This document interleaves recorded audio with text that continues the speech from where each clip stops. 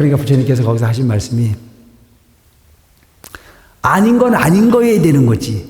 왜 아닌 걸 알면서 더 아닌 곳을 가려고 하느냐. 어? 그러면서 네 죄는 네 스스로 없앨 수 있다. 어찌 가능합니까? 여기 수만 년 동안 한 번도 빛이 들어가지 않은 동굴이 있다고 치자. 수만 년 동안 한 번도 빛이 들어가지 않는 동굴이 있는데 그 동굴을 밝히는 데는 몇 개의 빛이 필요하냐? 몇 개가 필요합니까? 여기 수만 년 동안 한 번도 빛이 들어가지 않는 동굴이 있어. 암흑이야. 이 동굴을 밝히는 데는 몇 개의 빛이 필요합니까? 하나의 빛이 필요한 거예요. 지혜야. 나는 지금까지 중생으로 살면서 지은 업이 너무 많습니다. 신경 쓰지 마세요. 지혜를 얻는 순간에 이미 여러분들이 마음은 맑아지고 여러분들이 업은 녹아지고 여러분들이 우둔함은 없어져서 지혜의 부처님이 될 수 있는 겁니다. 아시겠죠? 중요한 거죠. 어떻게 살았냐 묻지를 마라. 이리저리 살았을 거라 착각도 마라. 의미 없다게 마음 하나가 고유해지면 다 얻을 수 있는 수가 여기 수백 차의 볏짚이 있다. 그 볏짚을 태우는 데는 몇 개의 불이 필요하냐? 하나에 비치면 수백 차의 볏짚을 태울 수 있듯이 너 마음밭에 수많은 번뇌와 수많은 착각과 수많은 업이 있다 숨치더라도 한순간 빛을 발하면 다 볏짚이 다 없어지듯 모든 번뇌를 태울 수 있다. 안 할래요? 이 좋은 건데 여러분들 스스로의 업을 바뀌지 않는 한은 절대 바꿔줄 수가 없어. 내 마음을 누구한테 바꿔달라고 바꿔줄 수 있어요? 스스로 바꿔야 바꿀 수 있는 거죠. 그 마음을 바꾸는 것이. 그래서 불교는 뭐가 중요해? 참회가 중요해. 다 하는 마음이어야 돼. 그래서 제가 항상 하는 얘기가 양보다는 질이 중요하다. 내가 진정 가난해서 부처님 전에 공양 올릴 수 있는 부분 형편이 안 되면 냉수 한 그릇이라도 정성스럽게 떠올리는 그 정성이 가피의 기폭제가 될 수 있어요. 내가 물질적으로 부처님 전에 공양을 올려서 쌀을 올리고 초를 올리고 헌금을 할 수 있는 부분이 능력이 되지 않는다면 하다못해 화장실 청소라도 정성스럽게 부처님 불단을 닦듯이 화장실 청소를 한다면 그것은 충분한 가피로 이어질 거라고 생각합니다. 사사불공이면 처처불성이라 가는 곳마다 내 마음의 정성을 다하면 부처님 안에 계시는 곳이 없어요. 오늘날 우리는 흔히 보면 부처님은 법당에만 계시는 걸로 알고 있지만 그렇지 않아요. 우리 가는 곳 어디에든지 부처님 가피가, 부처님의 원력이, 부처님의 영하는 힘이 존재하지 않는 곳이 없어요. 모든 곳에 다 함께하는 부분. 무엇에 있어요? 내 마음이 부처님을 향하는 진리에 헌공하고 헌신하는 마음을 갖는다면 그렇게 꽃이 피워줄 수 있습니다. 반갑습니다.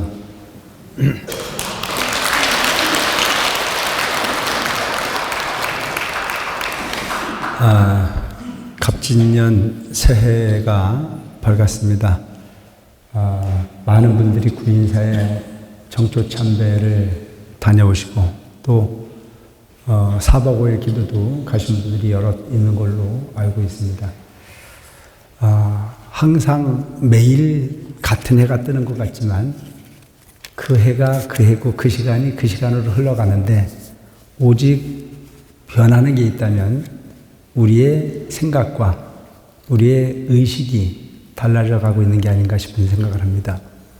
어제 했던 해도 작년에 했던 해도 또한 계절도 그렇게 가는데 나날이 더해가는 부분은 우리의 삶의 경험과 우리의 삶의 의식이 점점 변해 가고 있습니다.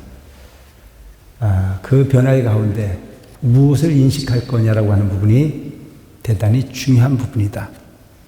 그래서 일반적인 흐름에서는 이와 같은 흐름을 신이 주재하는 영역이라고 봤던 것이 종교의 본질이라면 불교는 바로 인식이 세상을 창조한다라고 가르칩니다.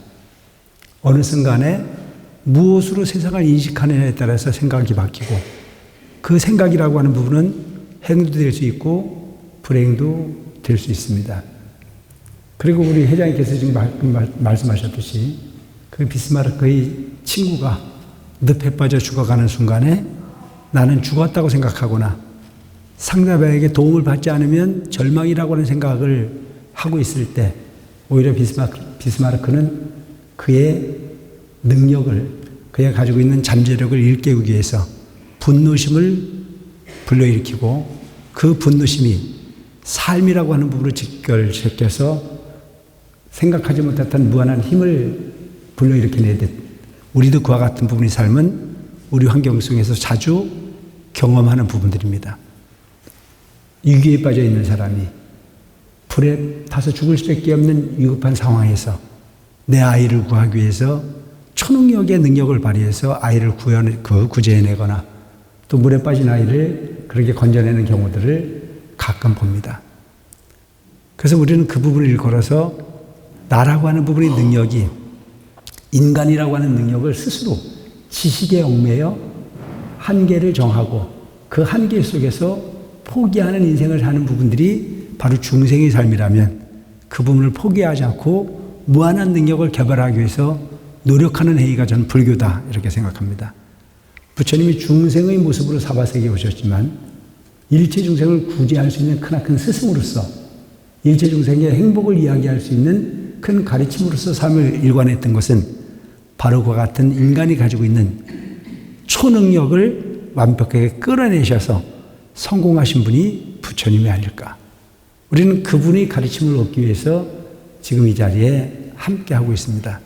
새로운 해가 시작할 때 어떤 마음으로 가야만 내가 가지고 있는 그와 같은 무한한 초능력의 능력을 끄집어낼 것인가. 우리는 부처님께서 우리 마음속에 10법계가 구족되어 있다고 항상 말씀하고 계십니다.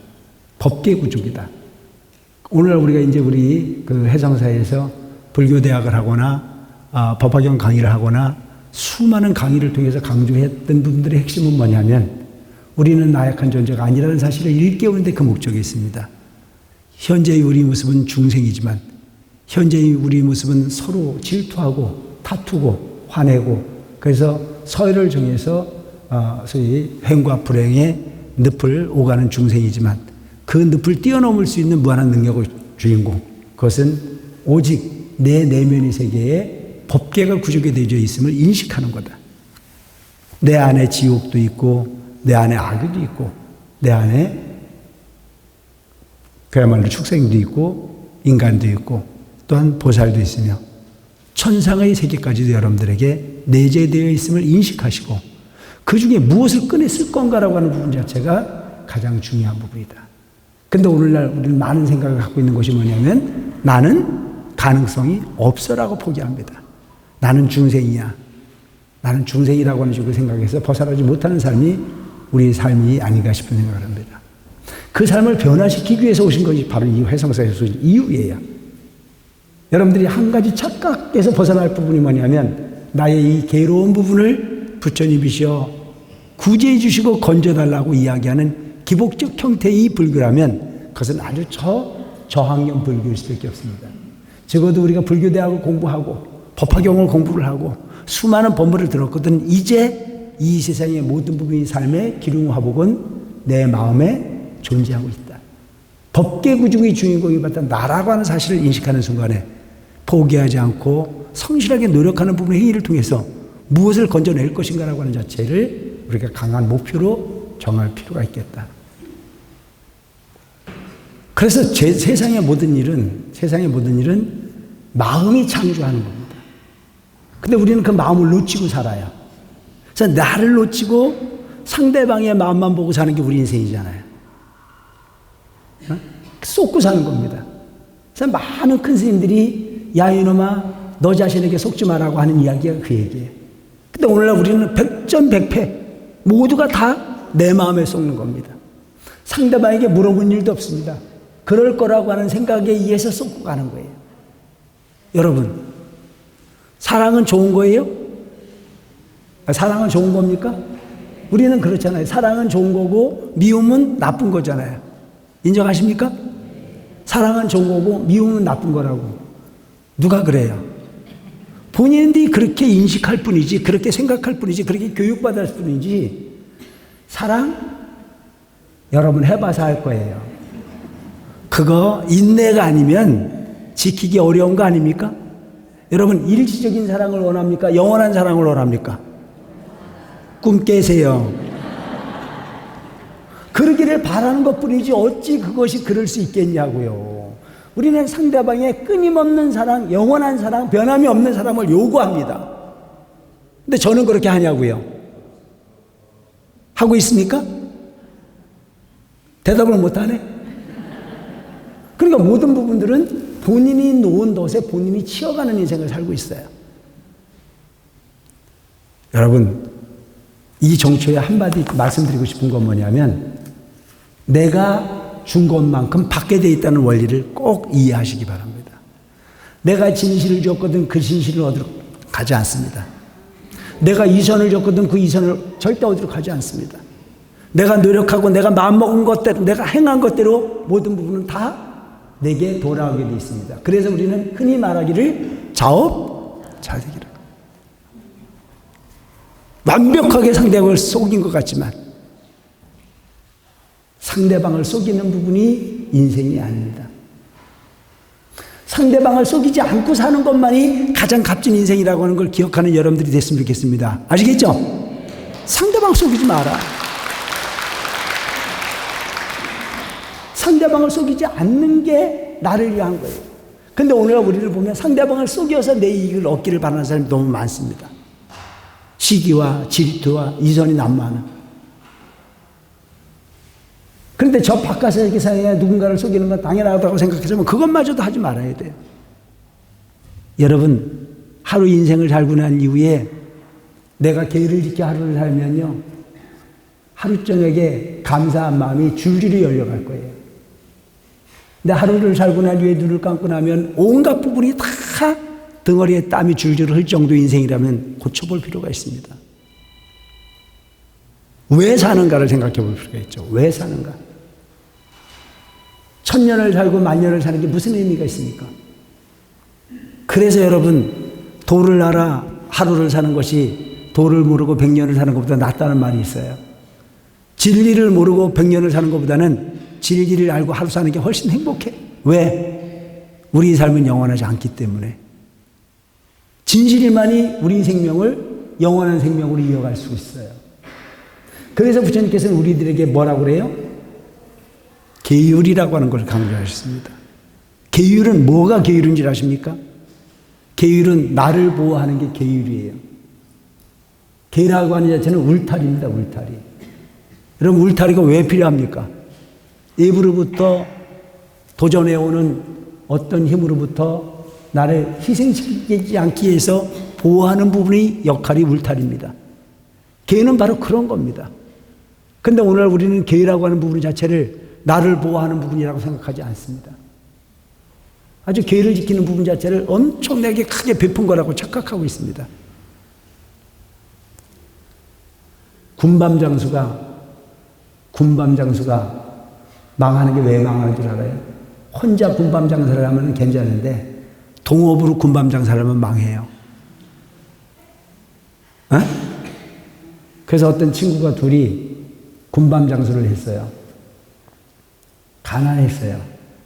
그래서 군밤을 떼다가 밤을 구워가지고 팔려고 하는데 한 친구가 주머니에 500원이 있었어요.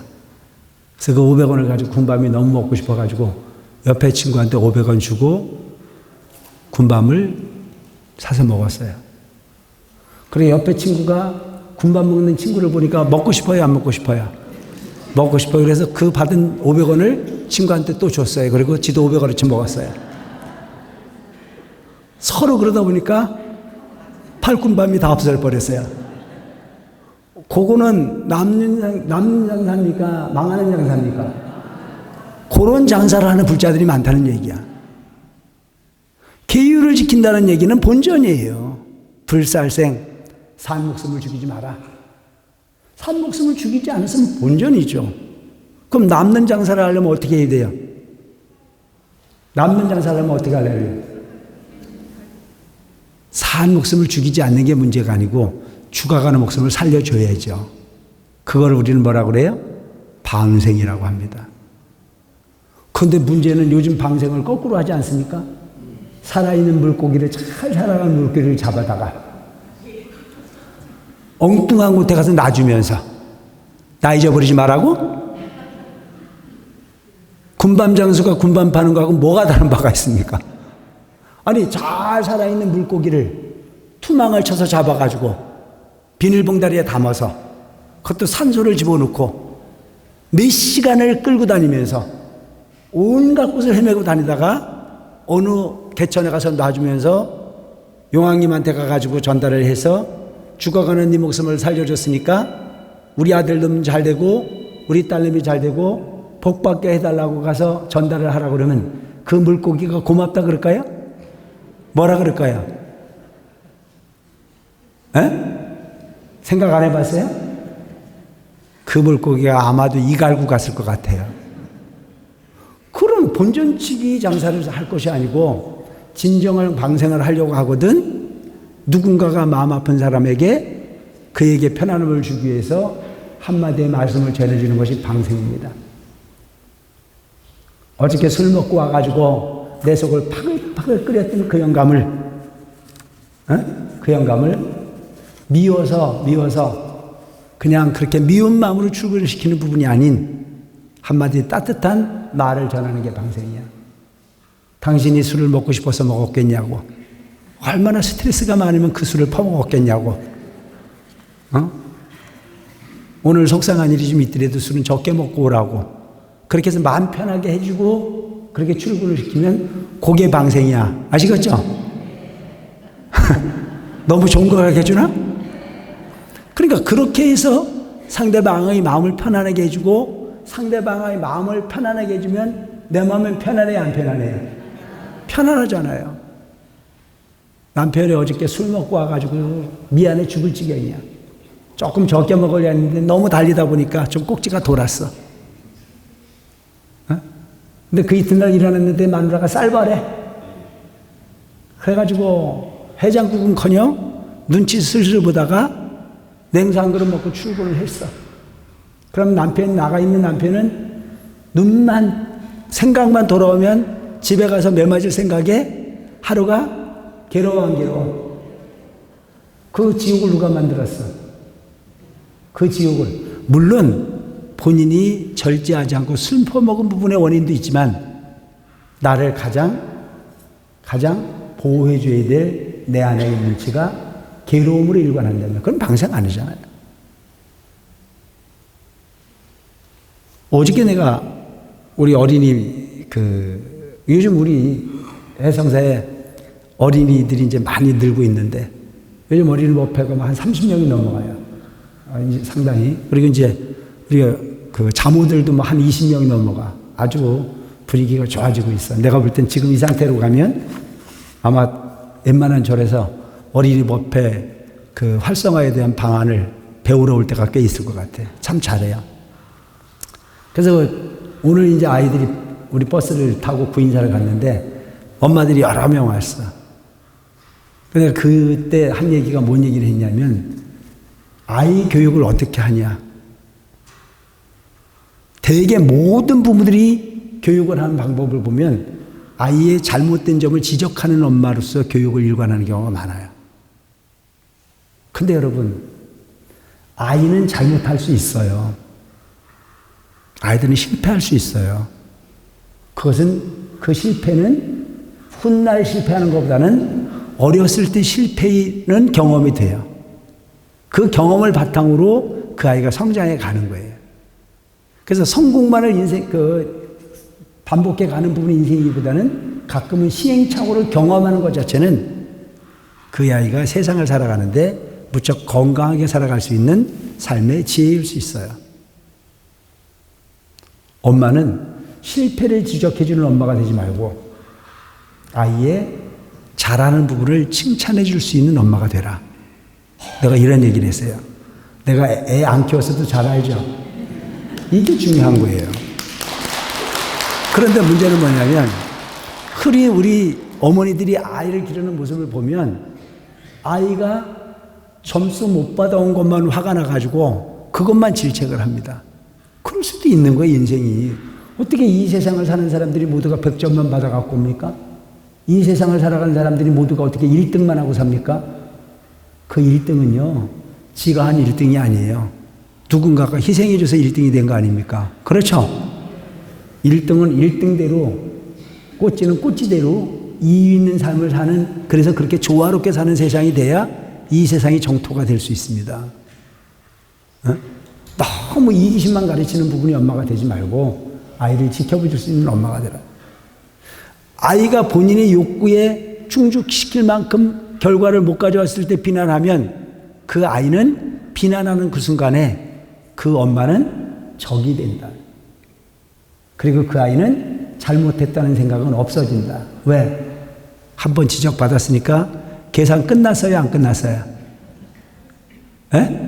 그걸 지적하지 않으면 그 아이는 계산이 안 끝났어요. 마음으로 뭔가 열심히 해야 되겠다라고 하는 생각을 가지고 살지만 한번 지적을 해놓고 그 아이에게 한번 질책을 하면 질책의 순간에 원망과 계산은 제로가 되는 부분이에요. 난 남편도 마찬가지라고 생각합니다. 술 먹고 와서 실수를 좀 했어도 한 번쯤 방생하는 마음으로 용서해주면 그 남편은 그와 같은 행동을 반복하는데 크나큰 무게감을 느껴서 하지 않으려고 하는 의지를 스스로 가질 수 있어요. 근데 술 먹고 왔다고 한번 퍼붓고 나면 그 남편은 자고 일어나면 어저께 술 먹고 온 거 미안한 거예요? 안 미안한 거예요? 왜 안 미안해요? 어저께 계산 끝났으니까.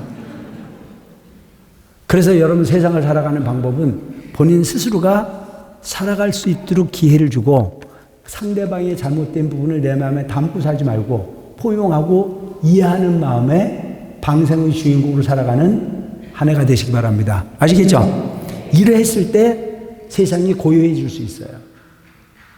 그래서 내 마음도 고요해 줘야 되고 주변도 고요해 줘야 돼요. 근데 오늘날 많은 부분들은 자기의 잘못을 분명히 알아요. 그래서 양심이라는 게 있거든요. 지가 양심에 찔리는 짓을 하면요, 옆 부처님 앞에 와서도 오금이 저려요. 여러분, 아이가 지가 해야 될 역할을 다 하지 않았을 때는 눈치가 보이잖아요. 남편이 남편으로서 역할을 다 하지 않았을 때 눈치가 당연히 보이게 돼 있어요. 그걸 우리는 양심이라고 얘기해요. 부처님 도량에 와가지고 부처님 가르침대로 살겠다라고 계율을 생각하고 부처님 가르침을 생각했던 사람이 지가 못된 짓 하고 부처님 전에 오면요, 부처님이 어떻게 하고 있어요? 어떻게 하고 있어요? 화를 내고 있어요. 여러분 안 그렇던가요? 난 그렇던데. 그게 아무런 변화가 없이 그 못된 짓을 하고 왔는데도 부처님께서 웃고 있으면요, 그 사람 부처님 믿을 자격 없는 사람이에요. 왜? 희망이 없는 놈이니까. 양심이라고 하는 부분을 바탕으로 우리는 선해질 수 있고, 양심이라고 하는 걸 바탕으로 우리는 미래를 좋은 방향으로 틀어갈 수가 있습니다. 그게 사람이에요. 짐승과 다른 게 그거예요. 짐승은 끊임없이 반복해서 교육시키지 않으면 안 되잖아요. 그런데 그 강아지도 먹을 것 가지고 계속 교육을 하면 어떻게 하면 이쁨을 받는다는 걸 알아요, 몰라요? 안단 말이죠. 우리가 그 짐승과 다른 이유는 그들보다 더 많은 부분을 빨리 습득하고 기억해낼 줄 아는 양심을 가진 존재이기 때문에 다르다고 볼 수가 있는 거예요. 그래서 마땅히 해야 할 일을 해서 본인 스스로의 행위에 칭찬받을 수 있는 만큼의 인생을 살아가면 그 사람은 성공하는 인생입니다. 눈 감고 돌아서면 다 양심에 찔려. 이것도 문제고 저것도 문제고. 그러면 어떻게 해야 돼? 대개 그렇게 인생을 사는 사람들이 자기 합리를 합니다. 인간이는데 어쩔 수 없지 뭐. 삶이 그런데 어쩔 수 없지 뭐. 합리화는 시키지 마세요. 과감하게 잘못된 습관을 버리는 것이 수행입니다. 아시겠죠? 과감하게 잘못된 습관을 버리세요. 지옥으로 끌고 가는 것도 내가 나를 끌고 가는 거고, 극락으로 끌고 가는 것도 내가 나를 끌고 가는 거지, 누군가가 잡아가는 부분이지. 오죽하면 잡아갈까요? 여러분, 우리가 이 현대 사회를 살고 있는 현재에도 보면 오죽하면 잡아가요. 너는 일상적인 인간의 삶의 흐름에서 그냥 살기에는 너무너무 부족해. 그러니까 너는 격리되어야 돼. 그래서 그 격리되는 공간을 끌고 가는 건요, 오죽함을 끌고 가요. 그냥 보편적 부분의 삶을 사는 사람들 거기 안 가요. 그런데 여러분, 이 세상의 삶의 모든 부분들이 보면 노력한 것만큼, 지혜로운 것만큼 달라지는 부분의 삶으로 살아가는 거예요. 누가 나를 옥죄거나 누가 나를 통제하지 않습니다. 그래서 마음이 편한 게 정토야. 겉보기에는 깔끔하고 좋은 음식을 먹고 차는 벤츠를 끌고 다니고, 그런데 사기쳐서 끌고 다니고 남 기만해서 끌고 다니고 하는 사람은, 그 사람은 절대 편안하지 않아요. 좋은 음식을 아무리 많이 먹어도 살로 가지도 않아. 가장 중요한 부분은 마음이 편안하다. 그래서 그 역할을 하는 데 있어서 복을 받는 부분의 첫째는 뭐냐면은, 매일 하루를 시작할 때 기쁨으로서 하루를 시작하는 삶으로 살아가시기 바랍니다. 여러분, 기쁨으로 살아가려면 어떻게 해야 돼요? 전날 저녁에 참회를 잘하고 자야 돼. 하루를 살고 난 이후에 이것도 걸리고 저것도 걸리고 이것도 찜찜하고 저것도 찜찜한 상황 속에서 눈을 감고 잠을 자면 잠이 잘 와요? 악몽에 시달립니다. 악몽에. 근데 부처님 전에 축원드려서 이 부분도 참회하고 저 부분도 참회하고, 관세음보살 오직 관세음보살을 불러서 마음의 청정함을 더해가고, 그런 상황 속에서 감사하고 고마운 부분을 떠올려 잠을 자면 그는 깊은 잠에 빠질 수 있어요. 악몽을 꾸는 게 아니고 꿈도 아주 희망적인 꿈을 꿀 수 있어요. 그래서 그렇게 깊이 있는 잠을 자고 난 이후에 아침에 상쾌하게 시작할 때 부처님 영원히 변하지 않는 부처님 제자 되겠습니다. 부처님 가르침대로 하루를 살 수 있는 삶이 되게 해달라고 축원드려 보세요. 우리는 거기에서 올라오는 화를 누를 수 있습니다. 누군가를 미워하는 마음으로부터 자유로울 수 있습니다. 누군가를 기만하려고 하는 쪽의 생각으로부터 나를 지킬 수 있습니다. 여러분들이 자신은 악으로부터 보호하고 계율로부터 보호할 수 있는 여러분들이 되기 위해서 노력하는 것만이 여러분들이 영원한 자산이 된다는 점을 기억하시기 바랍니다. 비양심적인 부분의 행위를 통해서 얻어진 그건 나를 얽어매는 업일 수밖에 없습니다. 묘한 사람들 참 많아요. 내가 내 정성으로 내 마음으로 취해가는 부분으로 얻을 수 있는 부분이 부처님 가피지. 여기 뭐 몇 번 쫓아왔다고 해서 가피가 이루어지고, 돈을 얼마 갖다 냈다고 해가지고 가피가 이루어지고, 난 그건 아니라고 봐. 거기에 뭐가 들어가야 돼요? 기본적인 정성심이 들어가야 돼요. 다 하는 마음이어야 돼요. 그래서 제가 항상 하는 얘기가 양보다는 질이 중요하다.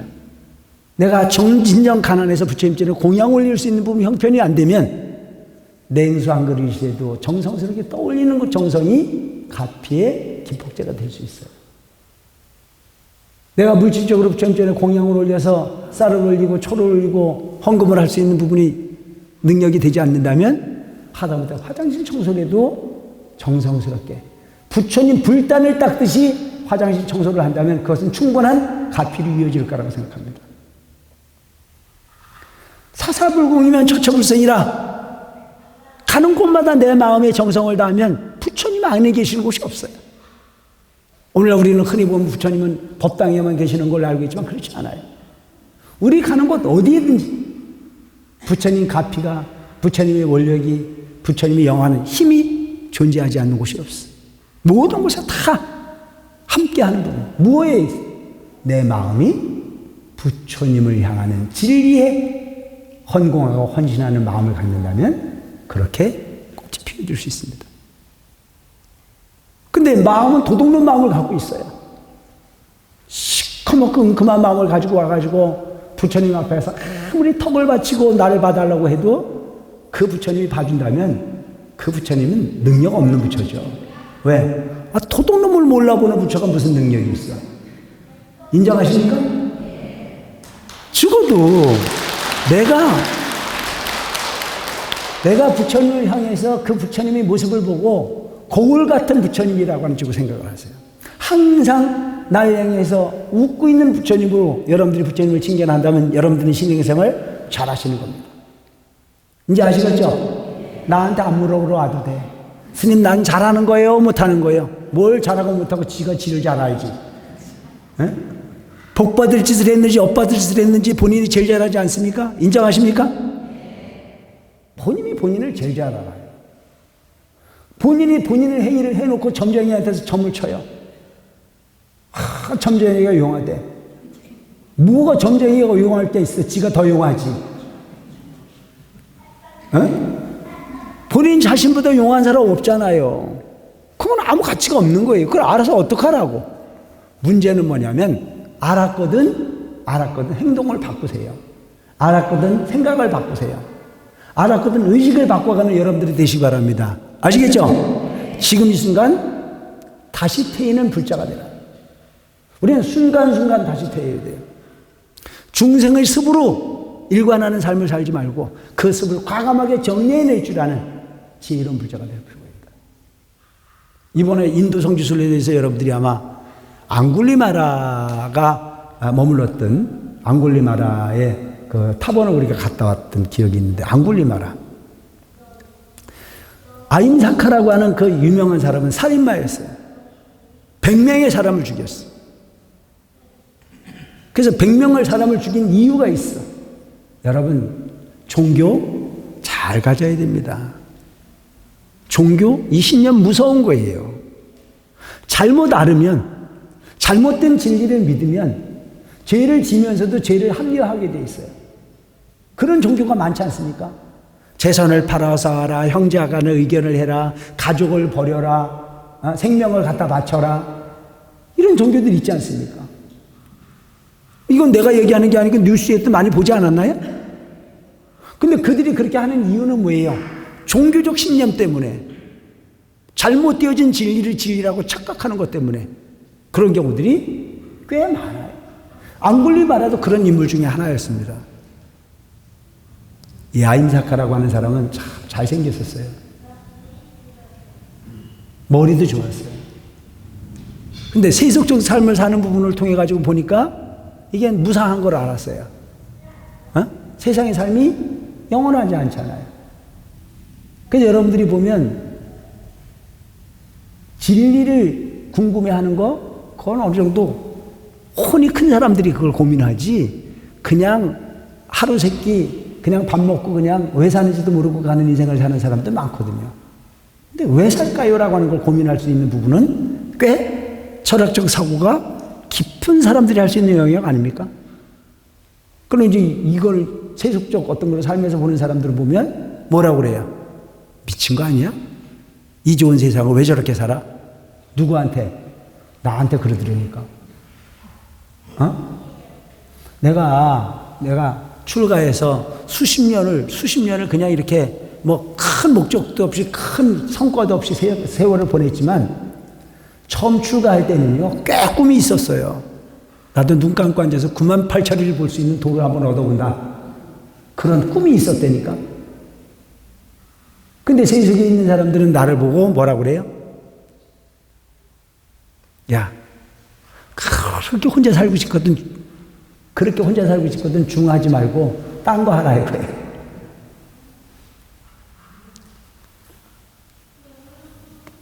생각해보지 않은 영역을 이해하기는 어려워요. 근데 이 아임사카라는 사람도 세상의 삶이 덧없음을 알았어요. 진리를 통해서 한번 세상을 이해해보자. 스승을 찾았어요. 근데 그 스승은 수많은 제자들을 거느리고 있었던 추앙받는 아주 실력자로 평가를 받는 스승이 하나 있었어요. 출가를 했죠. 아임사카는 머리가 좋고 잘생겼으니까 짧은 시간 내에 그 스승이 가지고 있는 모든 실력을 다 연마를 해버립니다. 그래서 그곳에서 최고 실력을 갖춘 멋진 리더가 되죠.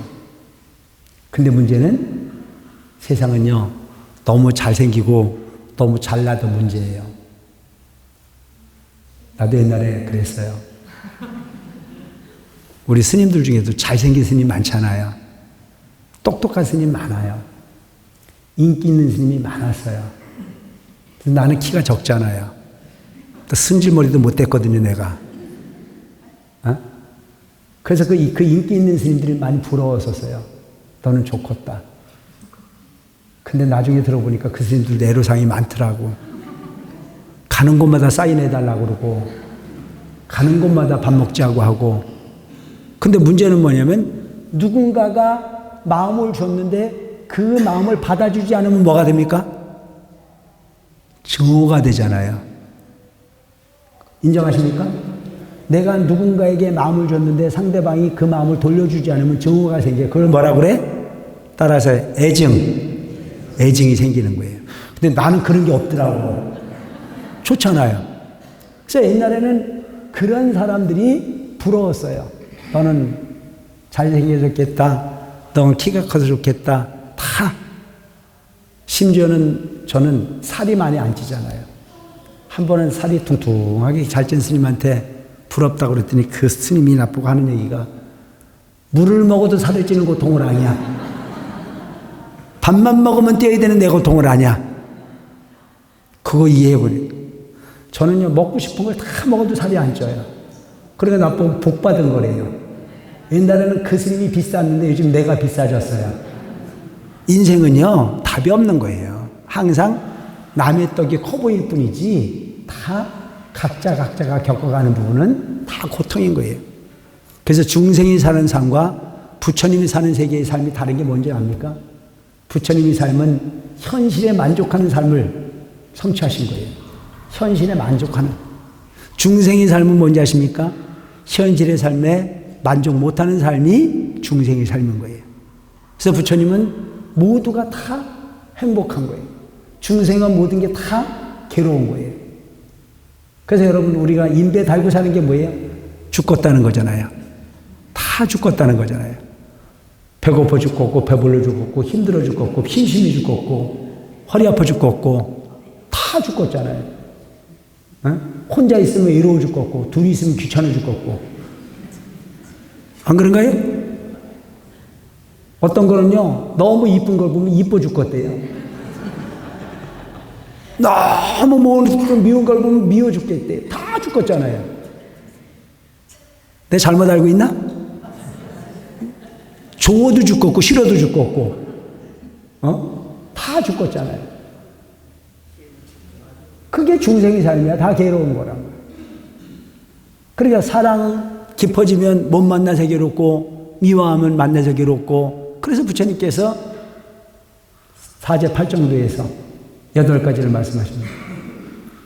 고집멸도, 애별리고, 원증이고, 오음선고, 구부독고, 모든 게 다 괴로움을 일관하는 삶이 중생의 삶이더라. 만족이 없어요. 우리가 생각하는 수십억 재산을 가지고 있는 사람이면 그 사람은 근심이 없을 것 같잖아요. 안 그런가요? 그런데 그 사람도 근심에 쌓여 있더라고요. 그 사람도. 만족한 건요, 현재의 순간에 끄들려가지 않고 마음을 고요함으로 가지고 의식주구를 해결하고 난 이후에 내 마음을 단속할 줄 아는 사람이 행복한 겁니다. 부처님은 아무것도 갖지 않았어도 세상에 가장 큰 부자로 사셨어요. 그분이 가지고 있었던 건 아무것도 없었어요. 그리고 그분이 가지고 있었던 한 부분이 있다면 청정한 마음 하나를 가지고 있었을 뿐입니다. 부처님은 뭘로 말씀하셨는 줄 알아요? 다 만족하셨어요.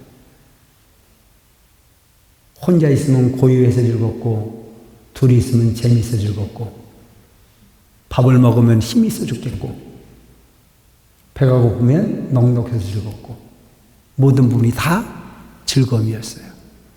근데 오늘날 그 부분은 누구만이 가능합니까? 내 마음을 제어할 수 있는 능력이 있는 자만이 가능한 부분이었어요.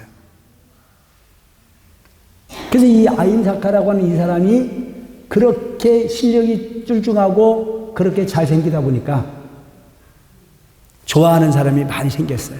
아임사카를 좋아하는 사람이. 그 중에 최고 좋아하는 사람이 누구였냐면 그 스승의 아내가 지 남편보다 젊은 아임사카가 훨씬 좋았어요. 그래서 온갖 유혹을 다 합니다. 그 유혹에 넘어가지 않은 게 아임사카예요. 안 넘어갔어요. 온갖 술술 다 버려도 절대 마음을 주지 않아. 나중에 그 스승의 무리가 먼 곳에서 수련을 떠났을 때 스승의 아내가 자기 남편에게 얘기를 합니다. 모든 사람을 다 데려가더라도 아임사카만큼 데려가지 마라.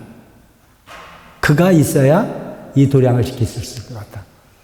스승은 자기 부인 얘기를 당연히 들어주죠. 그래서 모두가 다 먼 곳으로 수련을 떠났을 때 유일하게 집을 지킬 수 있었던 것은 스승의 아내와 아임사카 둘이었습니다. 얼마나 좋았을까요, 그 여자는. 자기가 좋아하는 아임사카를 마음대로 유혹할 수 있는 기회를 얻었다는 생각을 했죠. 수많은 시간을 유혹을 했어도 아임사카는 눈도 깜짝 안 해요.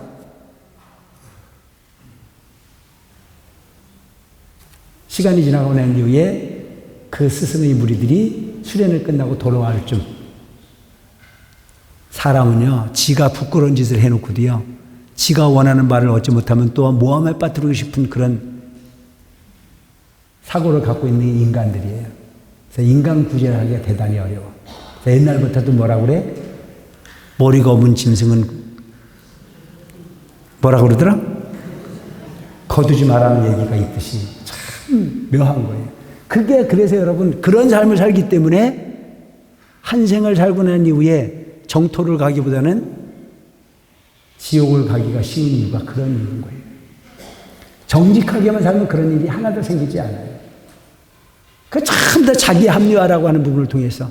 그냥 본인이 자기 남편이 없는 동안에 아임사카에 때 했던 행동이 너무 부끄러우니까 그걸 합리화시키고 그것을 모함하기 위해서 본인 몸에 상처를 냅니다. 머리를 끄들고 온몸에 상처를 내고 그러고 난 이후에 남편이 돌아왔을 때 남편에게 이럽니다. 세상에 나쁜 놈이 아임사카입니다. 그놈을 믿고 이 도량을 같이 지키자고 그랬었는데 당신이 떠나고 난 이후에 이놈이 나를 이렇게 욕을 보였다. 그래서 내 몸에 상처가 냈고 내 마음이 갈기갈기 찢어졌다. 스승이 자기 마누라의 얘기 들었을 때 열 받아야 안 받아요? 눈이 뒤집어지죠. 그런데 힘으로써 아임사카를 제어할 능력이 없어요. 그래서 스승이 머리를 씁니다. 뭐라고 써? 지금부터 100명의 사람을 죽여서 손가락으로서 목걸이를 만든다면 네가 원하는 부분이 진리의 주인공이 될 수 있다. 그 여러분 누가 시킨다고 다 듣지 말라고. 요즘도 그렇게 이용하는 사람들 많잖아. 그렇게 자기 자리를 이용해서 많은 사람들에게 뭔가 소위 현혹시키고 그냥 진리가 아닌 부분을 진리로 둔갑하는 그런 경우들이 많이 있잖아요. 아임사카는 스승을 의심하지 않았어요. 그래서 100명을 죽이기 위해서 사람을 죽입니다. 몇 명을 죽였는지 아세요? 그 사람이 99명을 죽였어요. 여러분 사람 한 사람만 죽여도 우리는 그 사람이 겁나요? 안 겁나요? 살인자잖아요. 살인자가 치가 떨리는데 99명을 죽였어요. 아임사카는 저절로 악명이 높았어요. 거기 가면 죽는다는 사실을 다 알아요. 근데 그를 통해서 죽은 사람들과 인연이 있는 사람은 얼마나 많았을까요? 100명이 죽었으면 적어도 100명 중에 한 가족이 5명, 6명, 사돈의 8층까지 치면 온 나라가 다 아임사카한테 씨를 떠는 존재가 됐을 겁니다. 근데 99명 죽이고 나니까 누구도 거기에 걸친 거지라. 그래서 마지막으로 선택한 모든 사람들이 다 무서워 떠는데도 불구하고 오직 그 아들을 두려워하지 않고 그 아들을 불쌍히 여기는 한 분이 있었는데 그분은 누구였냐면 아임사카의 엄마였습니다. 어느 날 아임사카가 마음을 먹어요. 스승이 시킨 100명의 손가락 중에 99명을 해결했는데 한 사람이 부족하니 자기 주변에 유일하게 있는 것은 엄마예요. 그래서 아임사카가 엄마를 죽이려고 합니다. 그때 부처님께서 아임사카의 그 극악무도한 생각을 읽으시고 부처님이 아임사카가 있는 곳으로 가세요. 얼마나 대단한 분입니까? 주변에 많은 사람들이 만류합니다. 부처님 그곳에 갔으면 목숨을 잃습니다. 그곳에는 살인마 앙굴리마라가 있습니다. 부처님은 이야기하지 않고 따라 앙굴리마라가 있는 곳에 향해서 가요. 희한한 일이 벌어집니다. 아임사카는 자기 엄마를 죽이려고 했는데 또 다른 인기척이 있으니까 얼마나 반가웠겠습니까? 근데 그 부처님의 모습이 들어왔을 때 그는 부처라고 느끼지 않고 사람으로 느껴서 죽이려고 했지만 부처님하고 거리는 좁혀지지가 않아요. 뛰어도 걸어도 항상 그 법복을 유지하고 계세요. 그래서 고함을 칩니다. 거 서라. 제발 좀 서라. 나중에는 애원하듯 서라고 그래요. 근데 부처님께서 거기서 딱 돌아서 한 말씀 하세요. 나는 이 자리에 그냥 이렇게 있다. 단지 너의 마음이 급할 뿐이다. 들어보니 참 신기한 얘기를 하거든요. 내 마음은 항상 여유롭다. 나는 죽고 삶의 좋고 나쁨의 모든 부분이 판단을 여인자다. 여러분 우리가 가야 되는 부분이 바로 이 부분이에요. 우리는 너무 좋은 거를 강하게 추구하기 때문에 괴로움이 많은 부분이고 싫은 걸 너무 과감하게 저항하기 때문에 또한 괴로운 겁니다. 그래서 잘 생각해 보면 싫어하는 마음의 극치도 이기심이고 좋아하는 마음의 극치도 이기심입니다. 나를 너무 사랑하는 부분이 결과일 뿐입니다. 근데 이 세상은 동체 대비예요. 이 세상의 삶의 현상을 보면요. 행복을 추구하는데 그 행복은 내 혼자 행복해질 수 있습니까? 여러분들 스스로 행복해질 수 있어요? 대답을 안 해. 누군가가 있기 때문에 내가 행복하다니까? 아까 얘기했잖아. 1등을 해서 기분 좋은데 1등은 지 혼자 한 거예요? 대답을 안 해. 1등을 하면 기분이 좋아, 안 좋아? 근데 그 1등은 지 혼자 한 거예요? 누가 시켜준 거예요? 누군가가 뒤에 서줬잖아요. 지 혼자 1등 한 거는 아무 의미가 없어요. 누군가가 뒤에 서줬기 때문에 내가 행복해요. 내 아내가 이쁜 건요, 내 아내보다 안 이쁜 분들이 있기 때문에 내 아내가 이쁜 거예요. 그러니까 내 아내한테만 고마워해야 돼요? 그분들한테 고마워해야 돼요?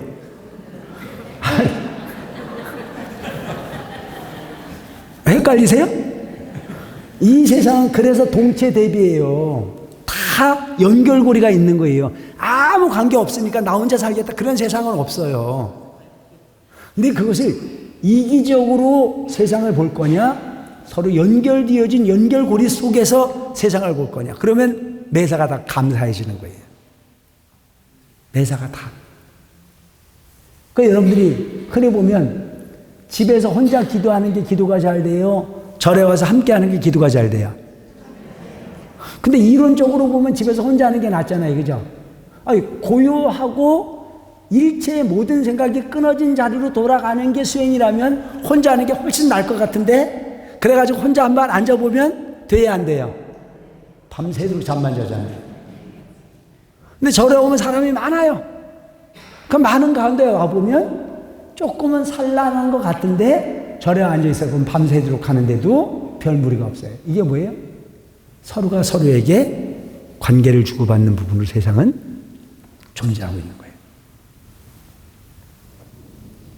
그래서 마음이라고 하는 부분을 나를 향한 욕심으로 일관하면 바빠지는 거예요.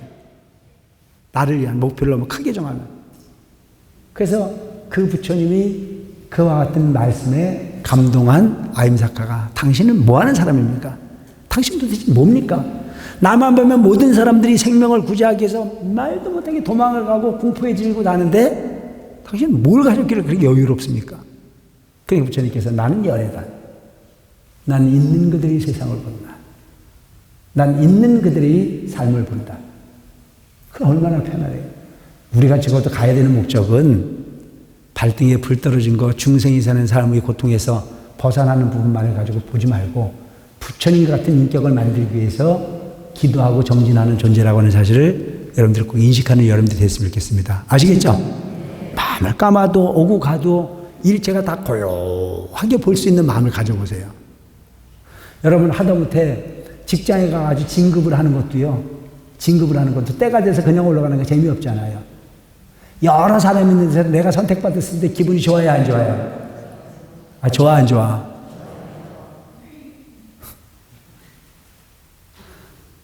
그렇기 때문에 여러분, 진급은 지 혼자 한 게 아니야.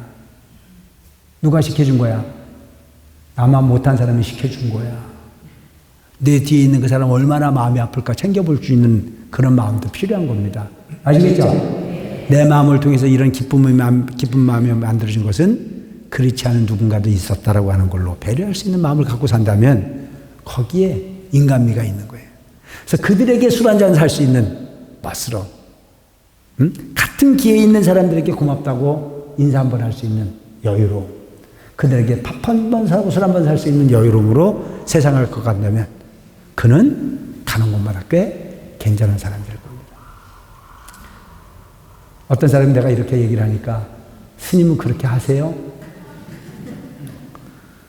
못해. 나 갖고 시비는 하지 말라고. 나는 그냥 저기 부처님 진리가 있다고 손가락질을 할 뿐이야. 그 손가락질하는 손가락을 보지 말고 뭘 보면 돼? 부처님을 바라다 봐야지. 왜 날 갖고 시비를 해? 문제는 똥막대기를 가지고 가르쳐도 그곳은 정토고 금막대기를 가지고 가르쳐도 거긴 정토입니다. 아시겠죠? 거길 가면 늙어지 내 몸이 똥이 묻었든지 흙이 묻었든지 그건 신경 쓰지 말라고. 가끔 하는 걸 보면 누가 날 믿으라 그랬어? 난 날 믿으라는 얘기를 안 해. 누굴 믿어야 돼? 부처님 가르침에 의지한 여러분들의 마음을 믿고 가는 삶을 살아가시기 바랍니다. 아시겠죠? 여러분들 삶을 가져야죠.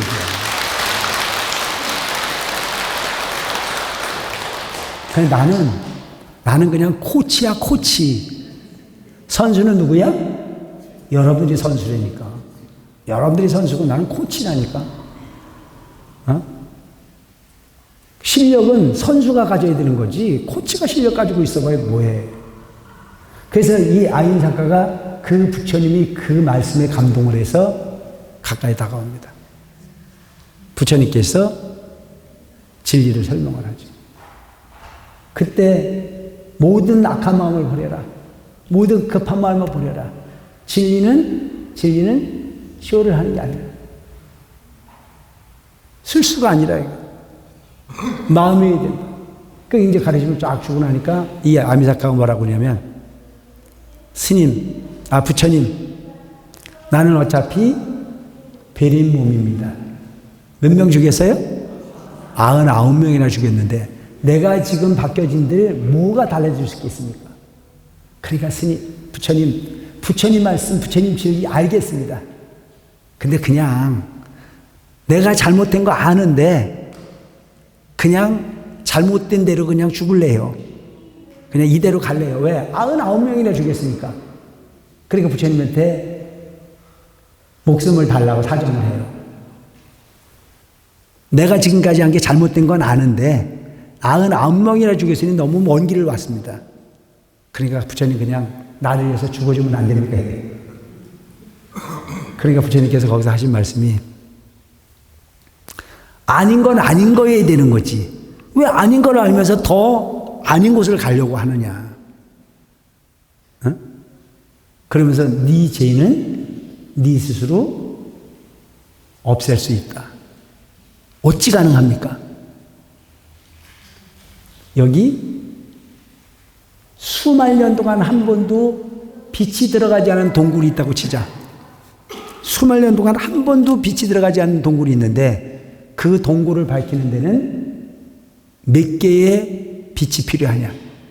몇 개가 필요합니까? 여기 수만 년 동안 한 번도 빛이 들어가지 않는 동굴이 있어. 암흑이야. 이 동굴을 밝히는 데는 몇 개의 빛이 필요합니까? 하나의 빛이 필요한 거예요. 지혜야. 나는 지금까지 중생으로 살면서 지은 업이 너무 많습니다. 신경 쓰지 마세요. 지혜를 얻는 순간에 이미 여러분들이 마음은 맑아지고 여러분들이 업은 녹아지고 여러분들이 우둔함은 없어져서 지혜의 부처님이 될 수 있는 겁니다. 아시겠죠? 중요한 거죠. 어떻게 살았냐 묻지를 마라. 이리저리 살았을 거라 착각도 마라. 의미 없다게 마음 하나가 고유해지면 다 얻을 수 있는 수가 있습니다. 여기 수백 차의 볏집이 있다. 그 볏집을 태우는 데는 몇 개의 불이 필요하냐? 하나에 비치면 수백 차의 볏집을 태울 수 있듯이 너 마음밭에 수많은 번뇌와 수많은 착각과 수많은 업이 있다 숨치더라도 한순간 빛을 발하면 다 볏집이 다 없어지듯 모든 번뇌를 태울 수 있다. 안 할래요? 이 좋은 건데 여러분들 스스로 업을 바뀌지 않는 한은 절대 바꿔줄 수가 없어. 내 마음을 누구한테 바꿔달라고 바꿔줄 수 있어요? 스스로 바꿔야만 바꿀 수 있는 거죠. 그 마음을 바꾸는 거지.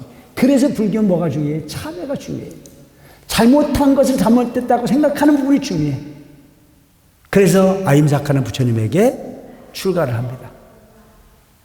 출가를 한 이후에 승복을 입고 그가 밖에 나갔어요. 수많은 사람들이 돌을 던졌겠죠. 왜? 99명이 죽었으니 얼마나 많은 원한이 품었겠습니까? 그래서 어느 날 아임사카는 밖에 나가가지고 탁발을 나갔다가 온몸에 돌을 맞아가지고 피를 철철 흘리고 돌아왔어요. 울면서 돌아온 아임사카에게 부처님께서 뭔 일이냐? 수많은 사람들이 원한을, 내가 죽인 많은 생명들의 원한을 가지고 저한테 이렇게 원망을 했습니다.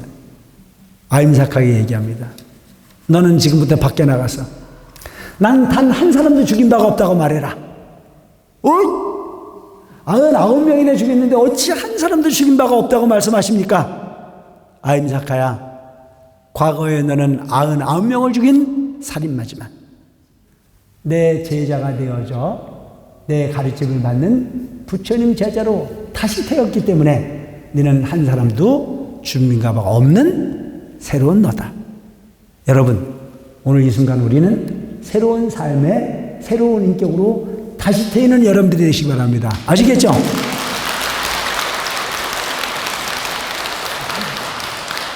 물론 아임사카는 그 업에 따라서 나중에 마을 사람들에게 맞아 죽습니다. 맞아 죽긴 했지만 부처님 제자로 태인 그는 청정한 마음을 가지고 죽음을 맞이했고 또 다른 부분 인연을 통해서 부처님 제자로 거듭 살 수 있는 그런 인과의 주인공이 될 수 있었습니다. 여러분들의 생명은 지금 이 순간 중생으로 살아가는데 이루어지는 모든 업은 여기에서 청산이 되집니다. 그리고 그 마음을 어떤 마음으로 가져가느냐에 따라서 미래의 나를 만들어갈 수 있습니다. 오직 마음속에 내 눈에 흙 들어가기 전에 못 잊는다고 이가는 삶을 살지 말고 미움도 내려놓고 사랑도 내려놓고 모든 부분을 다 내려놓고 청정한 마음으로 세상을 관할 수 있는 여러분들이 되어져서 가는 곳마다 향기 나는, 가는 곳마다 연꽃이 피는 여러분들이 삶을 만든다면 현실의 삶은 당연하고 미래의 삶까지도 향기로운 삶의 주인공이 될 수 있을 겁니다. 부지런히 열심히 정진하고 많은 사람들에게 방생과 이해로서 함께하는 불자로 사셔서 구경성불의 주인공이 되기를 바라면서 오늘 법문 맺겠습니다. 고맙습니다.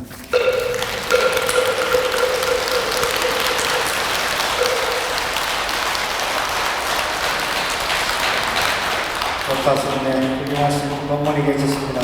주변께서는 고마움과 함께